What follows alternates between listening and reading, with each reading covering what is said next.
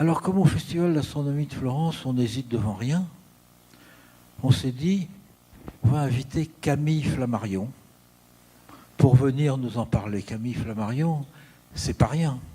Et s'il y a quelqu'un qui est vraiment capable de nous donner aujourd'hui, 8 août 1884, les dernières nouvelles, les plus fraîches, des connaissances scientifiques sur ces mondes que l'on voit dans la nuit, c'est bien lui. Eh bien, Camille Flammarion, mesdames, messieurs, il est là avec nous.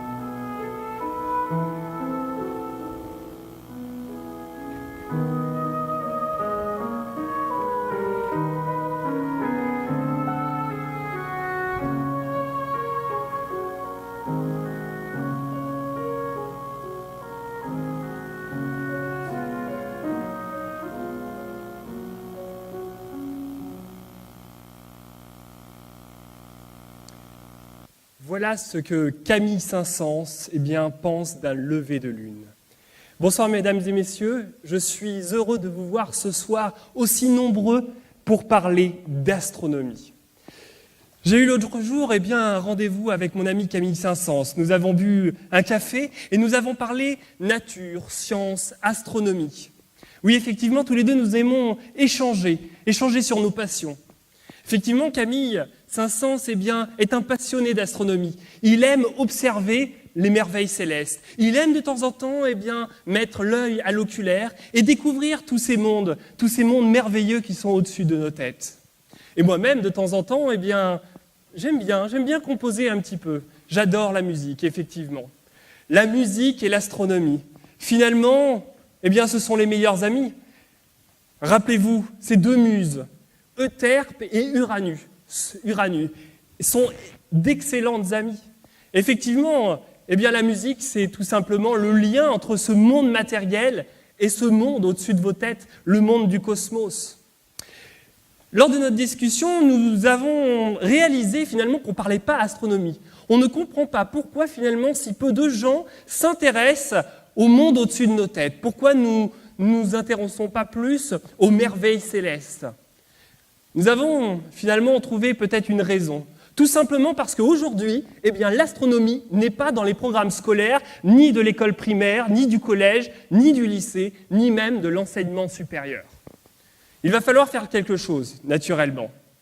Ce soir, je vous propose éventuellement de rattraper votre retard avec moi sur ce ciel, sur cette voûte céleste. Alors, ouvrez vos esprits, respirez, planez, et partons ensemble à la découverte du ciel. Alors l'astronomie, c'est la plus belle des sciences. Aucun souci pour dire ça. La science, d'ailleurs la science, il faut quand même réaliser que sans la science, vous ne seriez pas là. On ne serait pas là. La science, sans la science, on serait certainement encore des troglodytes au fond des cavernes. Évidemment, la science nous permet aujourd'hui d'avancer, de mieux comprendre le monde, de mieux comprendre notre environnement. Et évidemment, la science est essentielle à l'humanité. Prenez un morceau de verre. Ce morceau de verre, vous le voyez tous les jours, par exemple sur vos fenêtres. Ce n'est que du sable fondu. Mais sans ce sable fondu, vous n'auriez pas vos fenêtres. Et sans ces fenêtres, vous n'auriez pas le confort nécessaire pour vivre, pour discuter en famille, pour philosopher, mais aussi composer de la musique, peindre, sculpter. Et surtout, sans le verre, vous n'auriez pas été capable d'inventer la lunette astronomique. Et oui, quand on regarde et quand on grossit les objets dans le ciel, on utilise un bout de verre, cette lentille qui nous permet de voir la Lune ou Jupiter de plus près. Sans ce verre, finalement, nous aurions été incapables de progresser en astronomie. Aujourd'hui, nous vivons une époque fantastique. Hier, il y a eu l'invention des chemins de fer, il y a l'électricité, le télégraphe. On vit un monde en plein essor. Il faut en profiter. Évidemment, l'astronomie est aujourd'hui quelque chose d'essentiel pour votre éducation et pour l'éducation de nos petits. Il faut évidemment avancer et comprendre ce monde. Alors l'astronomie, je vous l'ai dit, c'est la plus belle des sciences. Souvent, quand on parle d'astronomie aux gens, ils imaginent cette astronomie mathématique. Cette astronomie qui finalement sert à calculer les distances avec les planètes, ou qui sert à calculer les trajectoires de ces corps. Mais au final, cette astronomie mathématique a fait de l'ombre très très très longtemps, peut-être trop, à l'astronomie physique. Cette astronomie physique qui est finalement la plus excitante, puisque c'est celle-ci qui va nous permettre de mieux comprendre notre environnement, l'environnement des planètes, l'habitabilité des planètes, bref, à se poser les bonnes questions. D'où nous venons ? Où allons-nous ? Où vivons-nous ? Bref, il faut faire de l'astronomie physique. L'astronomie physique est restée à l'ombre de l'astronomie mathématique, telle une violette à l'ombre du grand chêne. Alors aujourd'hui, partons à la découverte de l'astronomie physique. Cette astronomie physique, évidemment, elle est basée sur la position de notre propre planète, la planète Terre.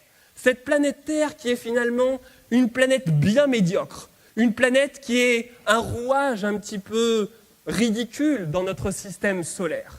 Mais c'est notre planète. Et aujourd'hui, je suis certain, je peux vous l'assurer, que quelque part dans le système solaire, certainement sur toutes les planètes de notre système solaire, il y a de la vie. Cette théorie de la pluralité des mondes, je l'ai avancée depuis près de 20 ans, lorsque j'ai publié pour la première fois, en 1862, la pluralité des mondes habités. Effectivement, cette pluralité des mondes, elle est extrêmement importante pour moi. Et elle part évidemment de cette réalité de la planète Terre. Cette planète Terre. Effectivement, la planète Terre, c'est quelque chose d'extrêmement important pour nous, puisque nous vivons dessus. Mais rappelez-vous que finalement, c'est une toute petite planète. Elle est bien plus petite que notre Soleil. Cette planète, c'est évidemment notre vaisseau sur lequel nous habitons et nous voyageons autour du Soleil, mais c'est surtout un monde ridicule. Imaginez-vous les habitants de Jupiter ou de Saturne qui regardent la planète Terre. Ils regarderaient ce petit point avec dédain. La planète Terre, finalement, est un point parmi tant d'autres. Un point, mais le nôtre, quand même. Dites-vous quand même que si la vie disparaissait sur Terre, aujourd'hui nous sommes 1500 millions d'habitants à la surface de la planète Terre. Si demain, ces 1500 millions d'habitants disparaissaient, je peux vous assurer que le cours de la bourse chez les habitants de Mars ou de la Lune ne descendrait pas d'1 centime. Et oui, parce qu'effectivement, la Terre est une toute petite planète. Et cette planète, où il y a de la vie, il en existe certainement des milliers suspendus au-dessus de notre tête. Évidemment, notre planète Terre, c'est un monde en évolution.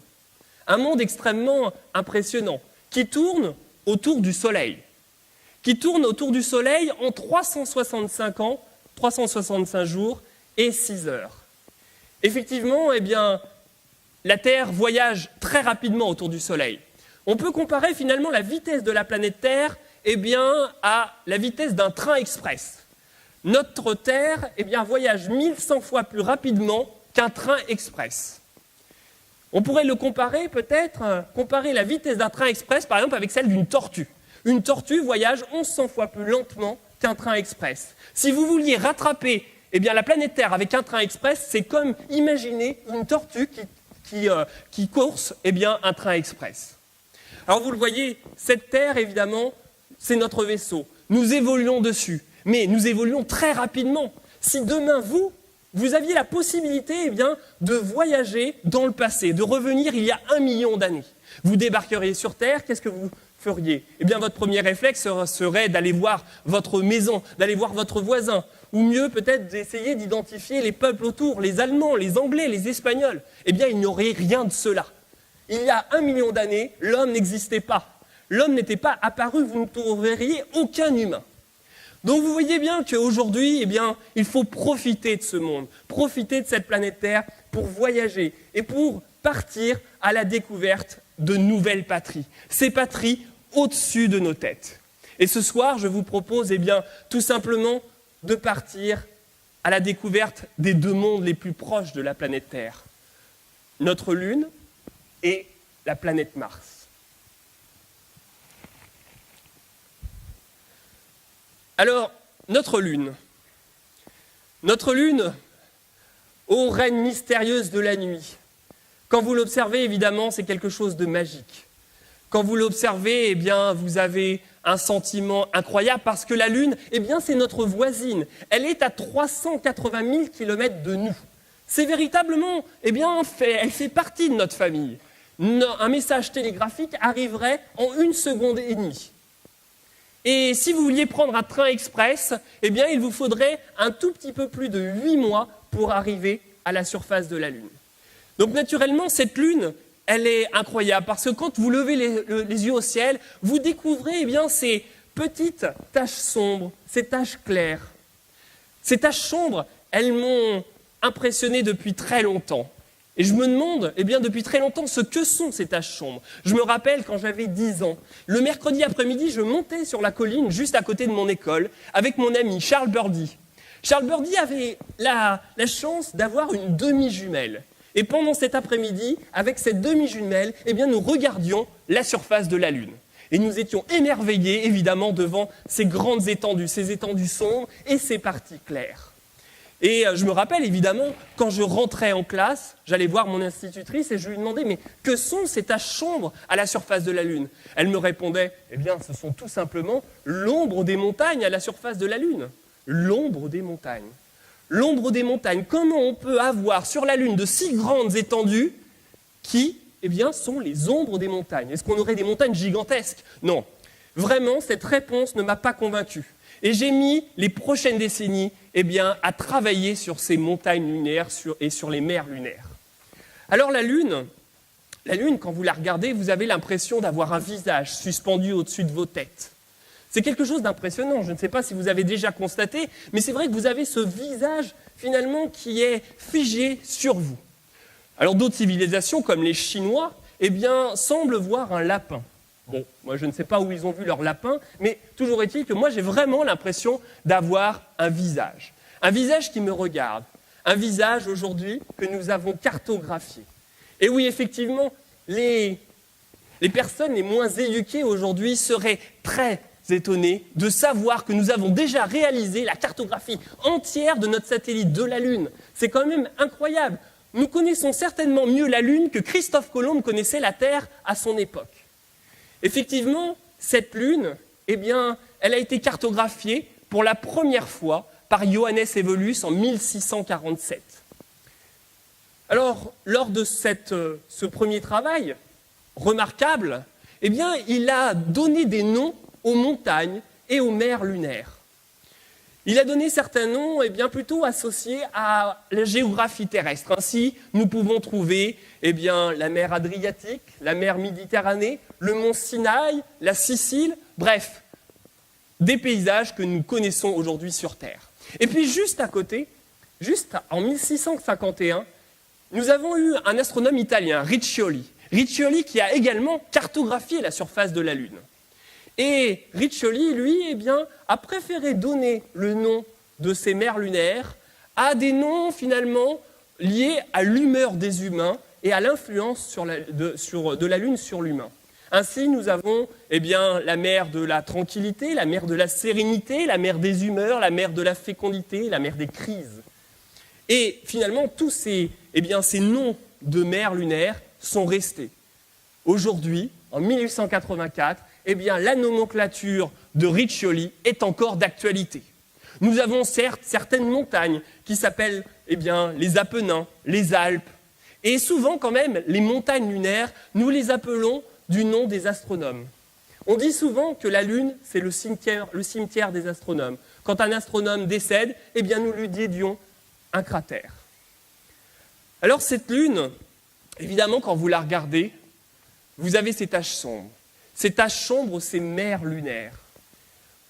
Vous les regardez, de temps en temps, on a l'impression de voir un contour arrondi à toutes ces mers lunaires.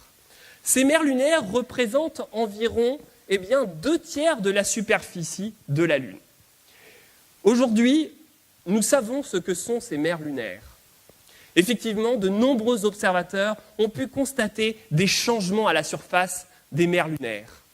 En premier lieu, il y a quelques années, il y avait l'astronome Hooke qui a observé des variations à la surface de ces mers. Et lui, on a conclu que c'était tout simplement lié à la réflexion végétale. Et oui, il y a des végétaux à la surface de la Lune. Naturellement, cette Lune, cette mer lunaire est très sombre. Et ce côté sombre s'explique tout simplement par le caractère des végétaux à absorber beaucoup de lumière et à en réfléchir très peu. Et je le sais, d'autres collègues, Cassini, Herschel, ont également observé des végétaux à la surface de la Lune dans ces mers lunaires. Il n'y a aujourd'hui aucun doute.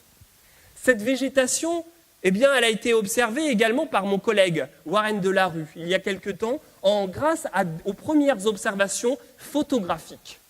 Grâce à ces observations photographiques, il a constaté des variations de couleurs dans ces mers lunaires.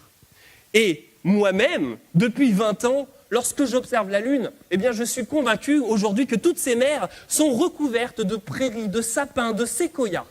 Il y a évidemment beaucoup de végétation à la surface de la Lune. Ça me rappelle une observation que j'ai réalisée à côté d'un petit relief sur la Lune qu'on appelle la rainure d'Hyginus. Cette rainure, juste à la sortie, j'y ai vu une brume, un brouillard. Ça me rappelait véritablement, vous le savez, cette humidité, cette brume qui s'installe sur notre campagne française. Oui, ici, nous avions des nuages sur de la végétation. Il y a aussi d'autres observations qui ont été réalisées dans le cratère Platon. Le cratère Platon, ce gigantesque cratère, dans lequel nous avons vu des variations par petits points, certainement des variations saisonnières liées à la végétation. De plus, il y a la mer de la Sérénité. Cette mer de la Sérénité, c'est une gigantesque mer remplie de végétation, et au centre, il y a une bande totalement désertique. Imaginez un désert et entouré de forêts. Évidemment, les paysages doivent être fantastiques à la surface de la Lune. Alors, ces forêts, évidemment, je vous l'ai dit, elles recouvrent 2/3 de la surface de la Lune, et elles sont entourées de montagnes. Des montagnes lunaires qui représentent quasiment 1/3 de la superficie lunaire. Ces montagnes sont étranges, très étranges. En effet, elles sont partout, et puis elles ont une forme assez exceptionnelle. Elles ont la forme d'un anneau. Ces anneaux, il y en a des petits, des grands, des fins, des larges. Certains ont un pic central au centre. Ces montagnes sont partout. Et ces derniers siècles, notamment Huygens ou encore Herschel, attribuaient ces anneaux à des constructions artificielles. J'ai d'ailleurs retrouvé un témoignage d'un collègue Art Soker qui date de 1694. Je m'en vais le lire. Il parlait du cratère Tycho. Tycho, pour ceux qui ont déjà observé la Lune, c'est ce cratère extrêmement brillant, rayonnant. Voici la description qu'il en fait. C'est une espèce de puits rond, d'une profondeur extrême et d'une très grande largeur. On voit depuis le bord de ce puits plusieurs traits blancs et illuminés, dont la plupart s'étendent jusqu'à d'autres puits d'une semblable construction, mais dont la largeur est moindre. On peut supposer que les habitants de la Lune ont creusé ce puits pour s'y garantir de l'ardeur du Soleil. Ils auront creusé dans ce dôme et dans sa circonférence des cavernes et des trous, à peu près comme le font les lapins pour s'y cacher pendant leur longue nuit. Ces puits ne seraient que des espèces de villes, et l'on pourrait croire que ces traits blancs et illuminés ne sont que des chemins aplanis par ses habitants. Cette ville est certainement la capitale des autres. Voici donc le témoignage d'Art Soker en 1694.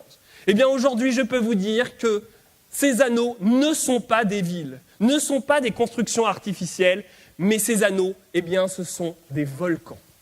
Et oui, il y a des volcans partout à la surface de la Lune. Tous ces anneaux que vous voyez, eh bien, ce sont des édifices gigantesques, des édifices volcaniques.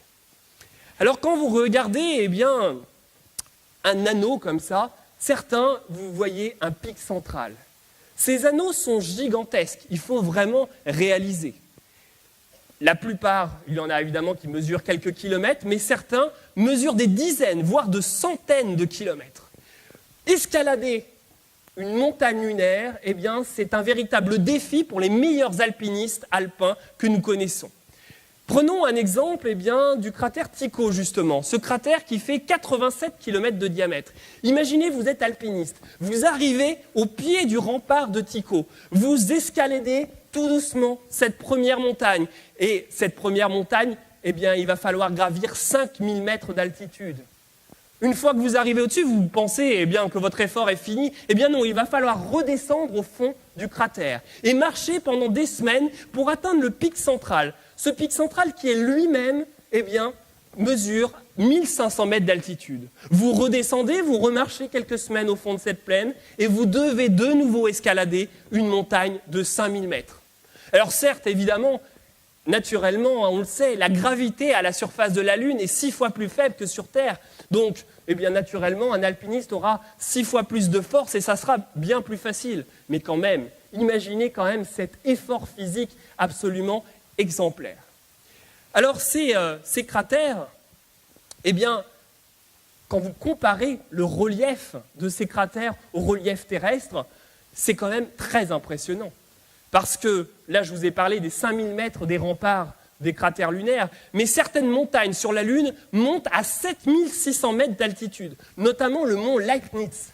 Alors certes, ce mont est un tout petit peu plus petit que la plus grande montagne terrestre, le Gauri-Sankar, qui mesure 8837 mètres. Mais quand même, il faut bien réaliser que ces montagnes de 7600 mètres, eh bien, comparées aux rayons de la Lune, est extrêmement impressionnant.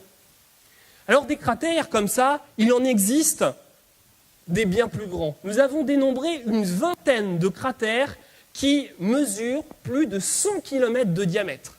Certains mesurent jusqu'à 200 mètres. Donc vous le voyez, il existe des édifices absolument incroyables. Alors justement, on pourrait se demander quand même aujourd'hui, est-ce que nous avons de l'activité volcanique encore actuellement à la surface de la Lune ? Eh bien la réponse est mitigée. Aujourd'hui, cette activité volcanique fait débat. Moi, je suis convaincu qu'aujourd'hui, il y a des volcans en éruption. Je me rappelle cette nuit, eh bien, les nuits du 7 et du 8 mai 1767. J'y ai observé eh bien, une tache extrêmement lumineuse à côté du cratère Plutarque. Eh bien, ce cratère, Plutarque, il était extrêmement lumineux. J'avais l'impression véritablement de voir une montagne complètement en feu. Et je ne suis pas le seul à avoir vu ça, hein. Il y a aussi William Herschel qui, en 1787, eh bien, a également vu une tache extrêmement lumineuse. Et lui a décrit eh bien, en disant « le volcan brûle avec violence ». Donc vous voyez, il y a de temps en temps des phénomènes extraordinaires à la surface de la Lune liés à cette activité volcanique. Même si ces observations eh bien, font débat, certains autres astronomes ont vu apparaître des volcans. Il y a mon collègue de Cologne, M. Klein, qui a vu apparaître un cratère de 4500 mètres de diamètre. Ce cratère, il l'a dessiné, il l'a cartographié à un endroit où moi-même j'étais passé quelque temps avant et je n'avais rien vu. Donc il y a effectivement des nouveaux cratères qui se forment. Alors de temps en temps, ce n'est pas bien clair. Nous voyons des cratères apparaître, disparaître, apparaître, disparaître.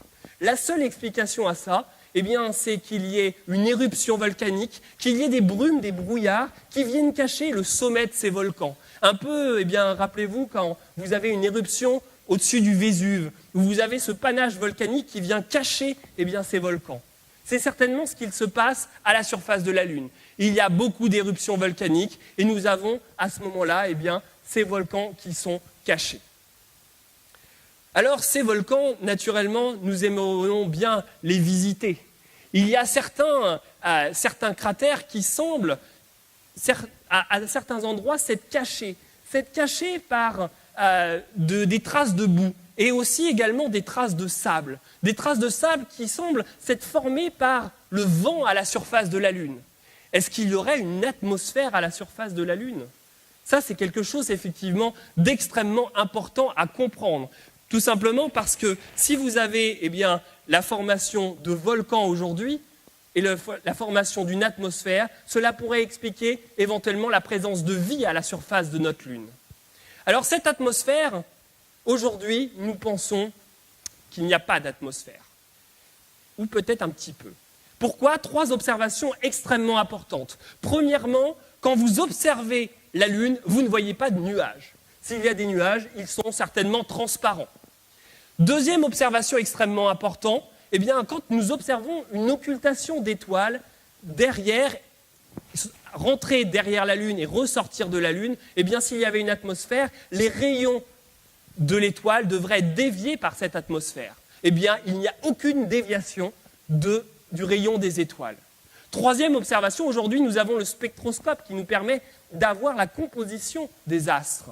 Et ce spectroscope n'a détecté aucune trace d'atmosphère à la surface de la Lune. Cependant, il y a 2 observations qui ont été réalisées par le capitaine Noble. La première observation en 1860. Cette première observation en 1860, qu'est-ce qu'il a observé ? Il a observé l'occultation de Jupiter derrière la Lune. Jupiter est rentré derrière la Lune et elle est ressortie. Et qu'est-ce qu'il a observé ? Qu'est-ce qu'il a dessiné ? Il a observé une ombre entre le disque de Jupiter et le disque de la Lune. Est-ce que cette ombre montrerait la présence d'une atmosphère ?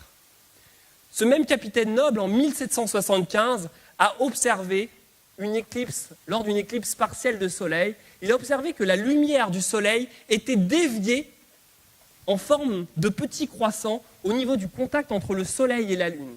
Est-ce que cette déviation montrerait la présence d'une atmosphère ? Vous voyez que le débat est extrêmement important et qu'il est difficile aujourd'hui de trancher. Nos modélisateurs actuellement pensent qu'il y a une atmosphère et que cette atmosphère, cette atmosphère serait au maximum haute de 32 km de haut et que la pression à la surface de la Lune serait à environ 23/10 millième de la pression terrestre. Donc vous le voyez, il existe certainement une atmosphère. Mais cette atmosphère, elle doit être certainement très fine. Elle doit être extrêmement très fine, mais différente de la planète Terre. Cette atmosphère, aujourd'hui, vous le savez, sur Terre, est composée principalement d'oxygène et d'azote. Sur la Lune, s'il y a une atmosphère, elle doit être plutôt composée de dioxyde de carbone, lié notamment à l'activité volcanique. Ce dioxyde de carbone doit sortir des volcans lunaires et doit commencer à s'écouler à la surface, tel le gaz que nous observons, notamment dans la grotte des Chiens près de Naples, ce gaz qui court sur le sol. Donc vous le voyez, il doit y avoir une atmosphère certainement fine, une atmosphère qui peut-être permettrait d'abriter la vie à la surface de la Lune. Alors cette vie sur la Lune, aujourd'hui, évidemment, c'est un grand débat. Je vais vous raconter une petite anecdote. En 1835, John Herschel est allé faire un tour en Afrique du Sud, au cap de Bonne-Espérance. Et naturellement, il est parti observer le ciel de l'hémisphère sud. Et lors de ce voyage, il y a un publiciste qui a fait un petit papier sur les observations de John Herschel. Et il a intitulé son papier « Venez que je vous embrasse, il y a des hommes dans la Lune ». Et la description des observations de John Herschel, selon lui, était « À l'aide du plus gros oculaire, on aurait vu des rochers de rubis et d'améthyste, des grottes de stalactites diamantées, des arbres aux formes indescriptibles, des troupeaux de bisons portant une visière de chair sur les yeux, des chèvres unicornes gambadant dans les campagnes, et enfin, dans un moment de vision magnifique, un troupeau d'oiseaux humains, ou pour mieux dire, d'hommes ailés. » Vous le voyez, cet article a fait grand bruit. Cet article est venu jusqu'à Paris et François Arago lui-même a dû démentir de ses observations devant l'Académie des sciences. Alors évidemment, aujourd'hui, si nous n'avons pas vu d'hommes ailés à la surface de la Lune, nous pouvons quand même parler de la vie. Tout d'abord, cette vie, si elle existe, elle doit être différente de celle qui existe sur la planète Terre. Comme il y a une gravité beaucoup plus faible, les êtres à la surface de la Lune doivent être 6 fois plus grands, avoir beaucoup plus de force, être capables de construire des bâtiments, des monuments exceptionnels. On le sait, Cassini et Herschel ont cru voir ces forges, ces usines lunaires. Et aujourd'hui, nos télescopes nous ont permis de dire que toutes ces morphologies n'étaient pas liées à l'activité industrielle de la Lune. Alors, naturellement, il ne faudrait pas conclure trop rapidement. Tout simplement parce que grâce à nos lunettes les plus perfectionnées, je vous rappelle que nous ne pouvons grossir que 400 fois, et parfois 1000 fois. Et donc, c'est comme si nous étions à 400 km de distance de la surface lunaire. À 400 km, s'il est très difficile de voir s'il y a de la vie. Je ne sais pas si certains ont déjà fait du ballon, mais si vous vous envolez à 3 ou 4 km d'altitude, il est extrêmement compliqué de voir cette vie grouillonnante à la surface de la Terre. Naturellement, vous pouvez y voir peut-être les villes, les plaines, les forêts, mais à 3-4 km, vous ne pouvez pas deviner s'il y a de la vie à la surface de la Terre. Donc vous vous doutez bien qu'à 400 km à la surface de la Lune, il est très compliqué aujourd'hui de conclure. Alors cette vie, elle doit exister. Elle doit exister, elle peut être évoluée. Il faudrait certainement aller à la surface de la Lune, échantillonner ces roches sédimentaires et y chercher éventuellement des fossiles. Peut-être que cette vie, aujourd'hui est en déclin à la surface de la Lune, puisque, vous le voyez, évidemment, cette atmosphère semble disparaître. Toujours est-il qu'aujourd'hui, il y a encore certainement de la vie grouillonnante, peut-être au fond des plaines de Platon ou encore de la mer de la Sérénité. J'espère que quand vous regarderez la Lune aujourd'hui, vous regarderez et vous essayerez de rentrer en contact avec cette patrie au-dessus de votre tête. Mais finalement, ce n'est peut-être pas le meilleur endroit pour trouver de la vie qui nous intéresserait et discuter avec eux, puisque c'est certainement un monde en déclin. Donc aujourd'hui, à partir de maintenant, partons plutôt à la découverte d'un monde qui, nous le savons, est resplendissant, où il y a beaucoup de vie à la surface. Le monde de Mars. Le monde de Mars, cette petite planète rouge dans le ciel. Alors ce monde de Mars, évidemment, il n'est pas à côté. Il est à 56 millions de kilomètres de nous. Si vous aviez le moyen d'y aller avec un train express, vous mettriez 1095 ans. Alors ce soir, je vous propose plutôt d'y aller à la vitesse de la lumière. Et en 3 minutes, nous y sommes. Quand vous observez la planète Mars pour la première fois, on se rend compte à quel point ce monde est ressemblant au nôtre. Nous avons un air de familiarité. Vraiment, quand nous observons la planète Mars, comme sur Terre, nous voyons qu'il y a de l'air, nous voyons qu'il y a des nuages, nous voyons qu'il y a des rivières, des fleuves, des ruisseaux qui gazouillent comme ça sur les roches martiennes. Comme sur Terre, il y a des saisons. Les calottes polaires faites de neige grandissent, puis rétrécissent. Comme sur Terre, il y a des saisons. Donc vous le voyez, cette planète Mars est incroyablement ressemblante à notre planète Terre. Donc partons à la découverte de cette planète. Alors la planète Mars, pour l'observer et pour l'étudier précisément, il faut qu'il fasse beau à la fois chez les habitants terriens, mais également chez les habitants martiens. Il faut qu'il fasse beau chez les habitants des deux planètes. Parce que de temps en temps, sur Mars, il arrive que pendant des mois, nous ayons tout le paysage martien qui soit caché par une espèce de brume. Donc quand nous voulons observer précisément la surface de la planète Mars, nous devons avoir du beau temps. Du beau temps sur les deux planètes. Alors cette planète Mars, évidemment, elle est observée depuis très longtemps. Cette planète Mars, elle a été observée pour la première fois notamment par Fontana en 1636. Il a été le premier à observer à la surface une petite tache sombre. Une petite tache sombre qui a été rapidement déclarée comme mer martienne. Ces mers, ces taches sombres et ces taches claires, il y en a un peu partout à la surface de la planète Mars. Mais la cartographie a été difficile les décennies suivantes parce que ces mers semblaient changer de forme et de couleur. Seul, il y a quand même une mer qu'on appelle la mer du Sablier. Cette mer du Sablier, elle revient sur tous les dessins depuis 1636. Cette mer du Sablier, elle a été très utile. Elle a été appelée d'abord mer Atlantique, et puis par la suite, eh bien, on a préféré garder le nom de mer du Sablier. Cette petite mer eh bien, a permis de calculer la période de rotation eh bien, de la planète Mars sur elle-même. Et aujourd'hui, nous savons avec exactitude eh bien, que la planète Mars tourne en 24 heures, 7 heures et 37 minutes et 11 secondes. Donc vous voyez que nous arrivons à mesurer exactement la période de rotation. Et vous vous rendez bien compte qu'une fois de plus, cette période de rotation est très proche de la période de la rotation terrestre. Alors à la surface de la planète Mars, il y a effectivement ces taches sombres et ces taches claires qu'on a appelées mer et terre martienne. Aujourd'hui, nous avons pu, ces dernières années, avoir des moyens technologiques extrêmement importants pour pouvoir faire une cartographie très précise de la surface martienne. Nous avons dénombré 22 mers, 2 océans, 5 continents et 15 terres. Donc vous voyez que c'est très précis. Le monde de Mars est complètement différent du monde terrestre. Alors que sur Terre, la surface de la Terre est recouverte environ par 3/4 des océans, sur Mars, c'est environ moitié-moitié. Et le monde est différent. Alors que sur Terre, nous avons de grandes étendues avec nos grands océans et puis les continents, l'Amérique, les Amériques, l'Afrique et l'Eurasie. Sur Mars, le monde est bien plus ciselé. Il y a de petites mers, de petites terres, et effectivement, tous ces continents sont complètement ciselés. Il y a beaucoup de presqu'îles, d'isthmes, de détroits. Bref, vous avez un découpage bien plus précis à la surface de Mars.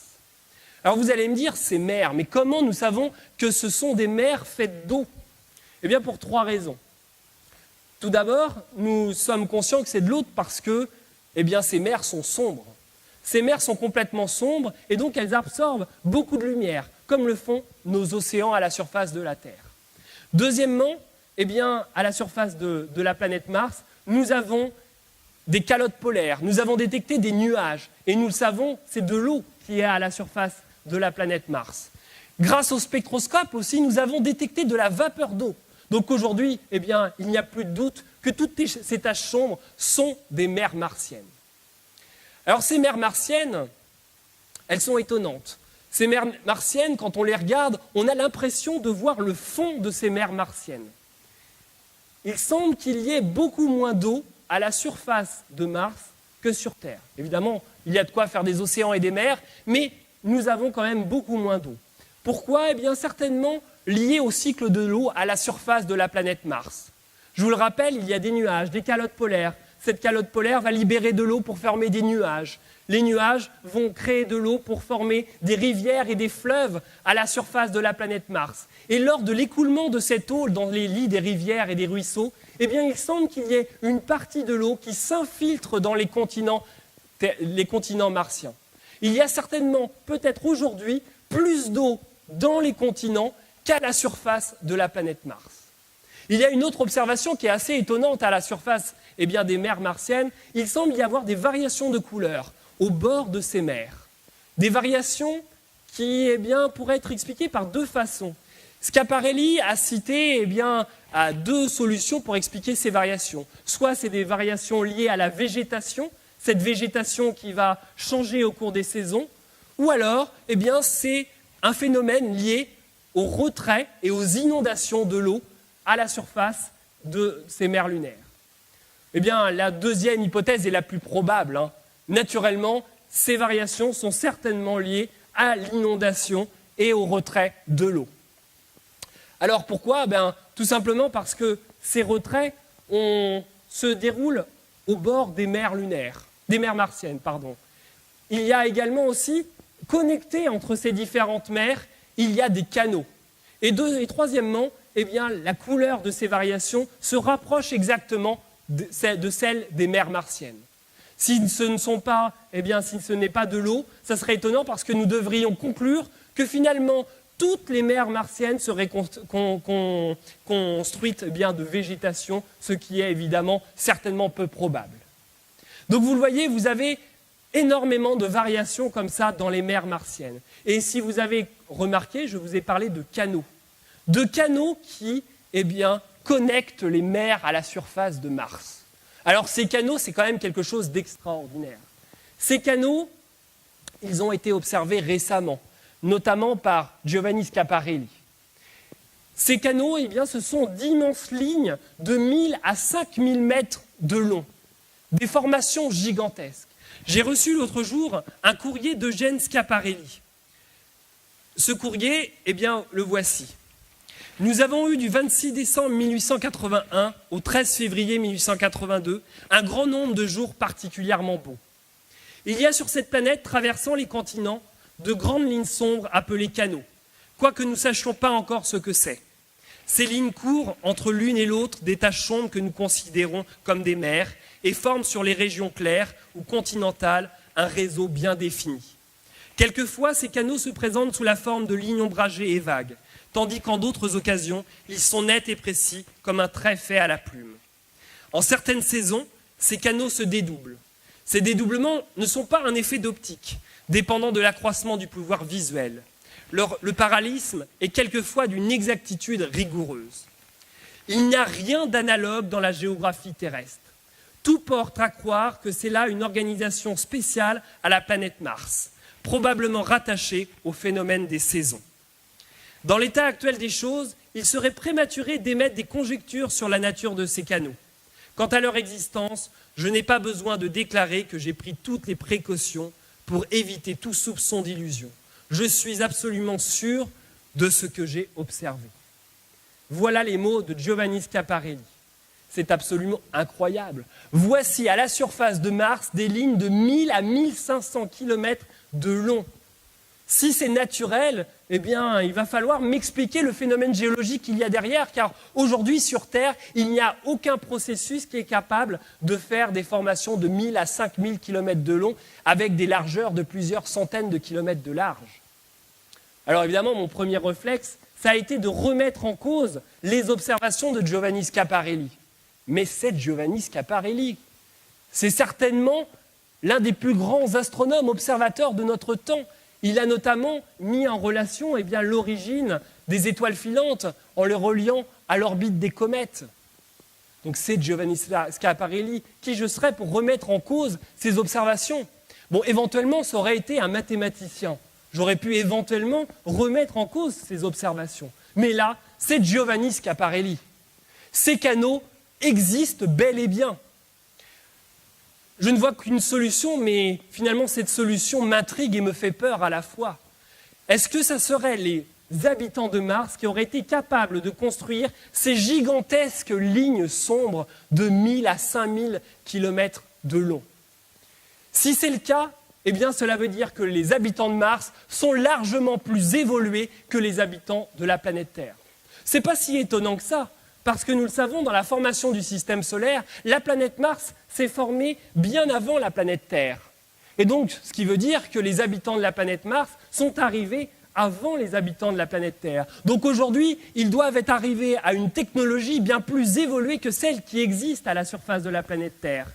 Certainement, cette technologie leur permet de construire de gigantesques œuvres. Et puis, je vous le rappelle, la gravité est extrêmement plus faible aussi sur Mars que sur la planète Terre. Donc, ils doivent avoir plus de force, ils doivent être capables de pouvoir construire de plus grandes structures. Cette évolution, aujourd'hui, nous sommes en train de la vivre. Rappelez-vous, les chemins de fer, l'électricité, le télégraphe. Et nous sommes nous-mêmes en train de construire les premiers canaux. Nous avons le canal de Suez et le canal de Panama. Donc, il ne serait pas étonnant que d'ici 100 ans ou 200 ans, nous serions capables de construire de si grands ouvrages. Et puis, sur Terre, nous pouvons imaginer qu'au XXe ou XXe siècle, il y aura encore des avancements technologiques gigantesques. Il pourrait y avoir, on pourrait imaginer que la voie aérienne serait le moyen de transport le plus normal à la surface de la Terre. Nous pourrions imaginer aussi l'unité des peuples, l'absence des frontières. Et cette unité des peuples, naturellement, nous permettrait de travailler tous ensemble et de construire des ouvrages bien plus grands. C'est ce qu'il se passe certainement à la surface de la planète Mars. Aujourd'hui, sur la planète Mars, les peuples doivent travailler ensemble et être capables de construire ces gigantesques lignes rectilignes, ces canaux. Donc vous le voyez, il y a de quoi voir à la surface de la planète Mars. On peut s'imaginer quels artistes existent à la surface de la planète Mars. Quel peintre est en train de dessiner un coucher de soleil à la surface des canaux martiens. Alors, pour comprendre ces canaux, il faut en comprendre un petit peu son climat, naturellement. Le climat martien est certainement très proche de celui de la planète Terre. Je vous le rappelle, la planète Mars tourne sur elle-même en un peu plus de 24 heures. Et elle est inclinée sur un axe incliné de 24 degrés, comme sur Terre. Comme sur Terre, il y a 3 grandes zones climatiques. La zone torride, proche de l'équateur. La zone tempérée, aux moyennes latitudes. Et la zone polaire, aux hautes latitudes. Alors, cette inclinaison de l'axe de rotation de la planète Terre permet le phénomène des saisons. Ce phénomène des saisons, notamment, joue sur la taille de la calotte polaire. Il arrive que la calotte polaire rétrécisse et, de temps en temps, que la calotte polaire s'agrandisse. Ça, c'est lié au phénomène des saisons. Il y a quand même quelque chose d'extraordinaire à la surface de Mars, c'est sa couleur rouge-orangé. Nous avons l'impression que les saisons ne jouent en aucun cas sur la couleur de la planète Mars. Sur Terre, si vous aviez le moyen de regarder la planète Terre, vous verriez les couleurs passer du vert au jaune puis au blanc de la neige. Sur Mars, la planète Mars reste toujours de la couleur rouge-orangé. Alors, 2 solutions. Soit c'est un gigantesque désert, ce qui est impensable parce que à ce moment-là, il faudrait penser que la mer universelle est gâchée finalement et ratée cette planète en ne mettant qu'un désert rocailleux. Finalement, le plus probable, c'est de penser qu'il y ait de la végétation rouge-orangée, avec des prairies et des forêts rouges. Est-ce que, par exemple, le coquelicot serait l'emblème de la botanique martienne ? Évidemment, cette végétation qui tapisse tous les continents martiens est extrêmement important. Nous aimerions comprendre pourquoi cette végétation ne change pas de couleur, mais c'est ainsi. Effectivement, nous avons certainement cette végétation qui reste la même et j'espère pouvoir voir un jour cette végétation moi-même. Alors, la question c'est qu'avec cette végétation, si nous avons une partie de l'atmosphère qui permet l'apparition de cette végétation, est-ce que l'atmosphère martienne permet à la vie d'arriver à la surface de la planète Mars ? Aujourd'hui, évidemment, quand nous voyons toutes les similarités de la planète Mars avec la planète Terre, nous n'avons pas de doute qu'il y ait de la vie à la surface de la planète Mars. Alors cette question de vie est quand même incroyable. C'est aujourd'hui un débat très important dans la communauté scientifique, même si certains scientifiques considèrent que ce n'est pas de la science. J'ai mon cher ami Urbain Le Verrier. Urbain Le Verrier qui a eu la gentillesse de me licencier après la publication de mon ouvrage « La pluralité des mondes habités » en 1862. Urbain Le Verrier qui est finalement un être extrêmement peu curieux, on peut le dire. Urbain Le Verrier, évidemment, c'est un grand mathématicien. Il a calculé la position de Neptune à partir des perturbations d'Uranus. Mais dites-vous quand même qu'Urbain Le Verrier n'a jamais vu Neptune de sa vie.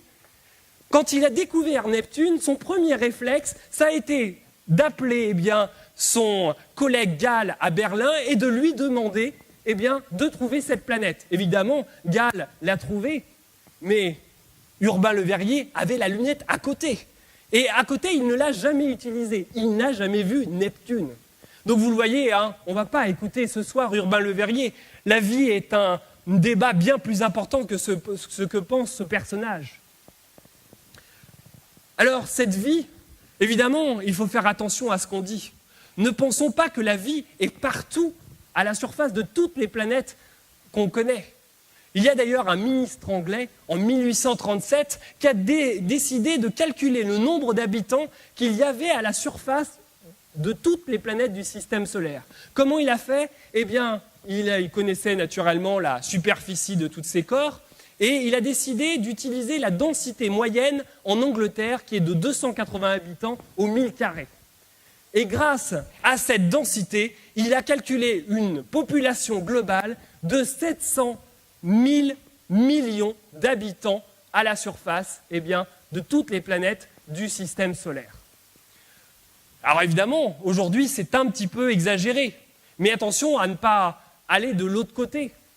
De l'autre côté, à dire qu'il n'y a de la vie nulle part. Je suis allé encore l'autre jour à des conférences à l'Association Polytechnique, et j'ai entendu un collègue qui a dit, sur Jupiter, il n'y a pas de saison puisqu'elle n'est pas inclinée.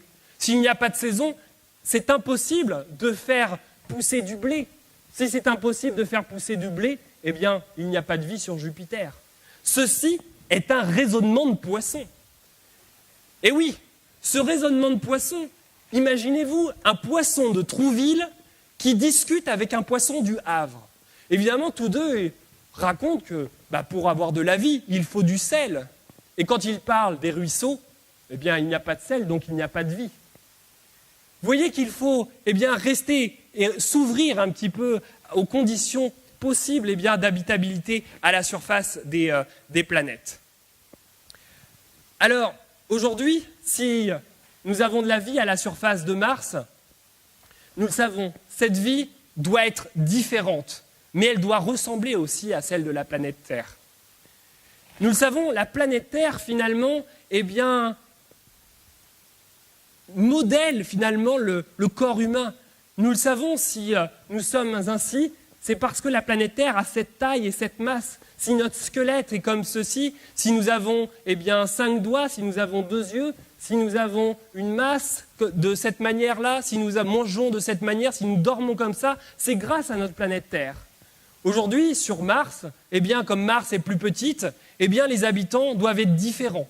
Ils doivent être différents, ils doivent ressembler peut-être à certains terriens. Je me rappelle de Huygens qui racontait que les Martiens avaient des doigts à 5 doigts, 2 yeux, des sourcils, qu'ils jouaient des instruments de musique comme ceux utilisés à l'époque de Louis XIV. Arrêtons de penser que la Terre est le centre de tout. Arrêtons de penser tout simplement que l'homme, les habitants des autres planètes doivent ressembler à ceux de la planète Terre. Alors cette vie, évidemment, aujourd'hui, nous espérons pouvoir la rencontrer. Naturellement, ces hommes martiens doivent construire de gigantesques constructions. Les enfants à la récréation ne doivent pas jouer à saute-mouton, mais doivent sauter au-dessus des maisons, au-dessus des arbres. Ces martiens doivent, comme les terriens, ils doivent vivre en famille, ils doivent penser, ils doivent réfléchir, ils doivent avoir des arts. J'aimerais écouter un morceau composé par un habitant martien. Mais aujourd'hui, je n'ai rien de ce monde martien. Ou peut-être quand même, vous le savez, il y a des pierres qui tombent du ciel. Ces pierres qu'on appelle les uranolites.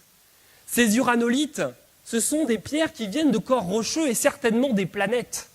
Et oui, nous le savons aujourd'hui, ces pierres du ciel qui tombent régulièrement à la surface de la planète Terre sont issues de petits corps peut-être ou encore de planètes. Quand nous regardons ces uranolites, évidemment, quand on les a découverts, on espérait trouver de la vie à la surface de ces roches tombées du ciel. Et il n'en est rien.